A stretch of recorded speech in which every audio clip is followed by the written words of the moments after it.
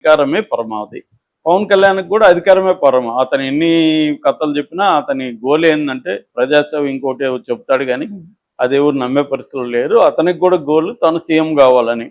తను సీఎం కావాలనుకున్నప్పుడు దానికి ఎవరు ఉపయోగపడితే వాళ్ళతో కలవడానికి అతనికి. కాకపోతే ఇక్కడ ప్రాబ్లం ఏంటంటే మిగతా వాళ్ళు ఆ స్థాయిలో ఐడియాలజీ గురించి మాట్లాడరు. అతను విపరీతమైన కన్విక్షన్ ఉన్నట్టు దానికి పద్యాలు, కవిత్వము ఇవన్నీ జోడించి ఆవేశంతో ఊగిపోతూ మాట్లాడతాడు. అక్కడ పవన్ కళ్యాణ్ పట్ల విమర్శ. మిగతా వాళ్ళు మామూలు ఇప్పుడు చంద్రబాబు అలా మాట్లాడు, మిగతా వాళ్ళు జగన్ మాట్లాడు. పవన్ కళ్యాణ్ మాత్రం దానికి ఏదో ఒక పెద్ద బిల్డప్ ఇచ్చి గతంలో చెగువెరా అనేవాడు, అంతకుముందు మాస్టర్ జీ అని దళిత కవితో తిరిగేవాడు బిగినింగ్లో. ఎందుకంటే నేను ఎప్పటి నుంచో చూస్తున్నాను అతను. సో ఆ తర్వాత నేను కూడా ఇంకొక 2-3 ఫ్రెండ్స్తో కలిసి 2 సార్లు కలిసాం. ఒకసారి 2 hours డిస్కస్ చేసాం, ఒకసారి 4 hours పవన్ కళ్యాణ్తో డిస్కస్ చేసాం. అప్పుడంతా కూడా చాలా జెన్యూన్ అన్నట్టు, చాలా నాకు ప్రజల పట్ల కన్సర్న్ ఉన్నట్టే మాట్లాడాడు మాతో అంతా కూడా. మేము కూడా చాలా జెన్యూన్ ఉన్నాడు ఇతను అనుకున్నాం. తర్వాత చూస్తే ఇతను ఓసరవల్లిలాగా దేనైనా మార్చేయగలడు అనేది అర్థమైంది. అంటే ఎక్స్ట్రీమ్స్ ఇవి.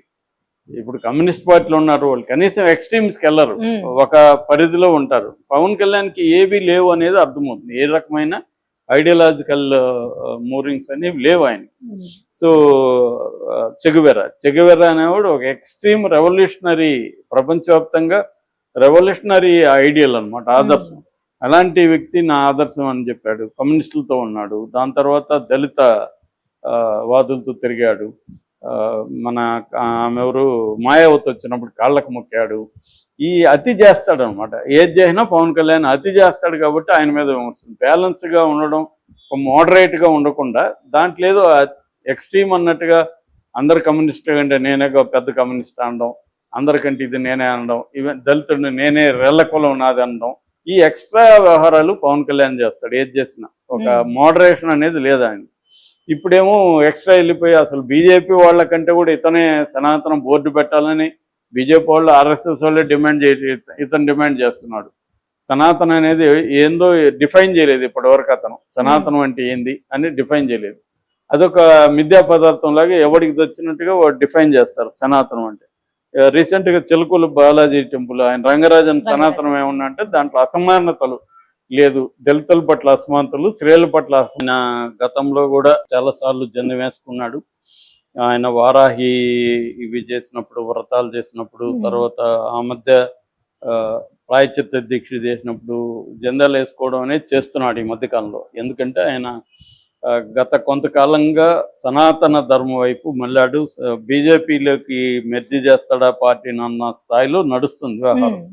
ఎందుకంటే పవన్ కళ్యాణ్ మొదటి నుంచి కూడా ఐడియాలజికల్గా ఒకదాని మీద స్టాండ్ అయ్యే నేచర్ లేదు ఆయన. ఏవో మాట్లాడుతుంటాడు వేగ్గా, కానీ ఆయనకి ఒక ఐడియాలజికల్ బిలీఫ్ కానీ లేదు. నిజానికి ఎవరికి లేదు, పవన్ కళ్యాణ్కి మాత్రం ఉండాలనుకోవడంలో మనకు అర్థం లేదు. ఎందుకంటే ఏ పార్టీకి కూడా ఇవాళ ఐడియాలజికల్గా లేదు.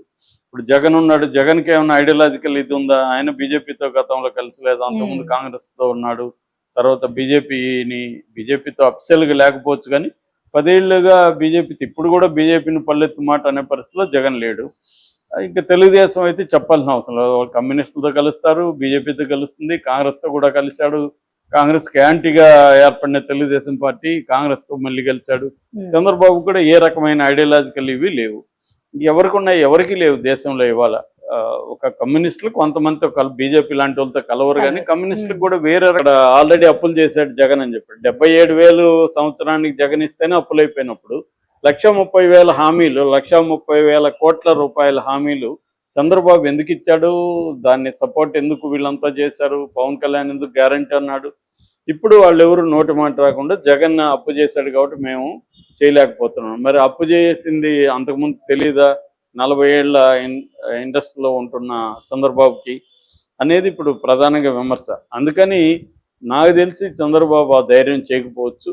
ఈయన ఏదో మాట్లాడాలి కాబట్టి జగన్కి వ్యతిరేకంగా మాట్లాడుతున్నట్టుగా మనకు అర్థమవుతుంది తప్ప రఘురామకృష్ణరాజు చెప్పింది సాధ్యం అవుతుందని అయితే నాకైతే అసెంబ్లీ రూల్స్ వాటి మీద పట్టలేదు, కానీ పట్టున్న చాలామంది చెప్తున్నది ఏమంటే అది అలా సాధ్యం కాదు. అలా సాధ్యమైతే జగన్ ఒకరోజు వెళ్ళొచ్చేవాడు, లేదు లెటర్ పెట్టేవాడు టెక్నికల్గా, లేదు జగన్ కూడా డిసైడ్ అయినాడు అనుకో వెళదాం ఉప ఎన్నికలకి ఏమవుతుందో చూద్దాం అని జగన్ కూడా డిసైడ్ అయితే అప్పుడు తెలిసిపోతుంది ఈ ప్రభుత్వానికి వ్యతిరేకత ఉంటే.